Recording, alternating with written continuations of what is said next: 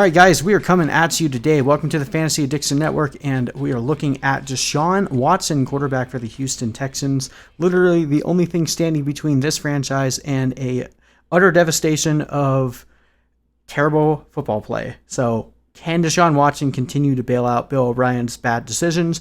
Eventually something has to give between Deshaun Watson and Bill O'Brien. One of them is going to succeed in either taking the Texans to glory or bringing them to utter chaos and destruction. And I'm betting on the latter, but I do really like Deshaun Watson as a player. Finished last year just under 4,000 passing yards. Did this in 15 games. He did sit out week 17 for playoff rest. Finished with the 26 to 12 touchdown interception ratio. Finished with over 400 rushing yards and 7 rushing touchdowns. That rushing production was good enough to vault him to second in fantasy points per game, but finished at 333 points for fifth on the year. Again, having a lot to do with missing that last game of the season. And it really just goes to show just how close a lot of the guys near the top were. That one game really changed everything, whereas Lamar Jackson was vastly ahead of everyone else from a fantasy perspective. And I mean, that's pretty much where we typically see quarterbacks, why it's hard to hit on a quarterback when you take them early, is because of that reason alone. Very rarely do you have that massive weekly upside that you get with a guy like Lamar Jackson. But Deshaun Watson still did provide you a pretty decent ceiling and an okay floor. He did have 5 games where you're disappointed starting him, including the game against Tampa Bay. I know this firsthand, having Deshaun Watson in a Super Bowl game where I luckily was still able to pull out a victory, but it was very painful to watch him perform against Tampa Bay, put up 0 touchdowns on the day and throw an interception as well. So that was pretty disappointing overall, but did give you a very high ceiling and was able to put up 5 weeks where he was top 3 at the quarterback position, including that week against New England where I'm pretty sure everyone sat him. Even had another 30-point game the week after in that game against Denver where it was a complete walloping of the Texans and it was pretty much all garbage time. But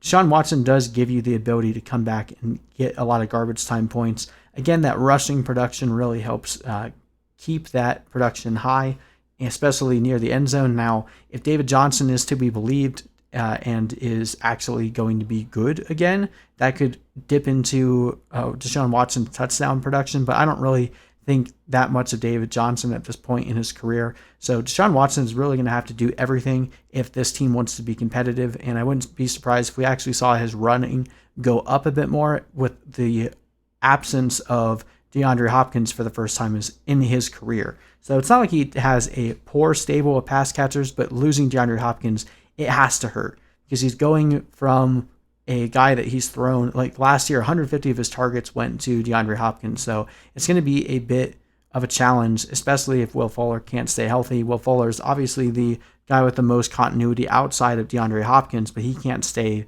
healthy to save his life. They bring in Brandon Cooks, same thing. We'll get into those guys in the later videos.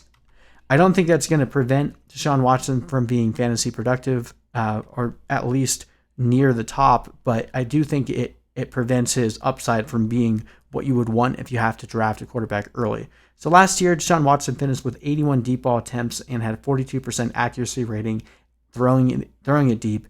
He actually had a pretty good protection rate, even considering the amount of times he was sacked last year, 84.8% overall. Looks like the trade for Laramie Tunsil actually helped him out a little bit, and finished the year with 24 money throws, which is number 5 in the NFL, and 23 interceptable passes, although that's 12th the most in the NFL. Throwing 81 deep balls and still coming away with only 23 interceptable passes is a pretty respectable mark. Finished with the 4th most carries per game at the quarterback position with 5.5, true passer rating of 94.9, and a pressure completion rating of 44.8%. He pretty much is in the top 10 across the board in all metrics when it came to completion percentage. So the guy is very accurate.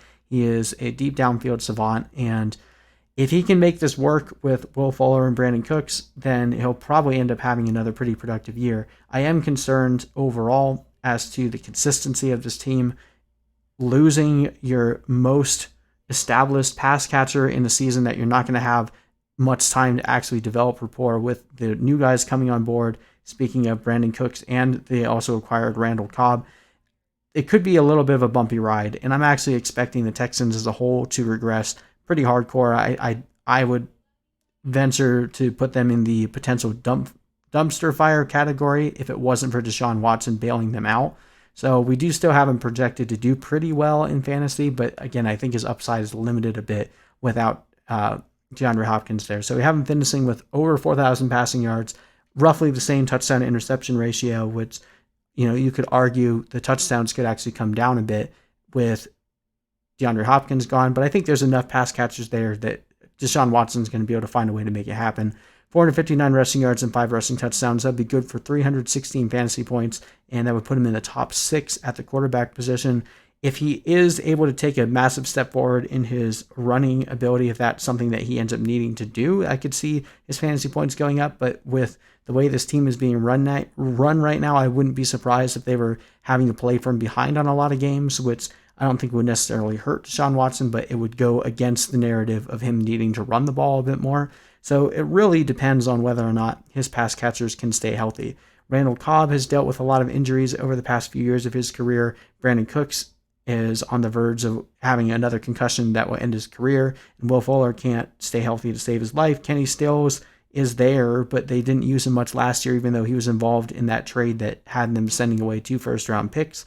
So it's a very interesting team. They have a decent stable of pass-catching running backs that have basically this whole team is just a team of redundant skill sets. You have a bunch of downfield speed stretching Z receivers, and then you have 2 pass-catching running backs that haven't been incredibly efficient. Well, I shouldn't say that about Duke Johnson. They just don't want to use him. Duke Johnson actually has been pretty efficient in the carries that he's gotten over the course of his career, but he never gets the respect that he needs to actually be fantasy relevant, whereas David Johnson hasn't produced over 4 yards per carry since, I believe, 2016.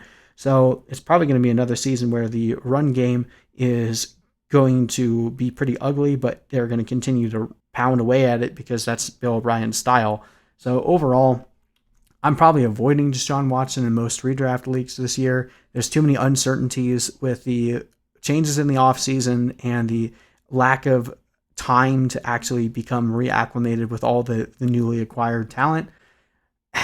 I'm probably avoiding Deshaun Watson, especially if it take him in the 6th round. I'd much rather have guys like Russell Wilson or Kyler Murray or Dak Prescott. I think they all give you a higher ceiling with a bit more stability week to week, and that's essentially where I'm going to view Deshaun Watson heading into the draft. If he falls to me in like the 7th or 8th round, it becomes a little bit harder to pass up on him because he does still give you a decent ceiling over the guys that you would draft behind him because of his running ability and the way that rushing points are scored for quarterbacks in fantasy. But overall, probably not going to be actively targeting Deshaun Watson this year in any format. Anyway, thank you guys so much for watching. Click that subscribe button for more videos like this. Hit me up in the comment section with any thoughts about this video, and we'll see you guys in the next one.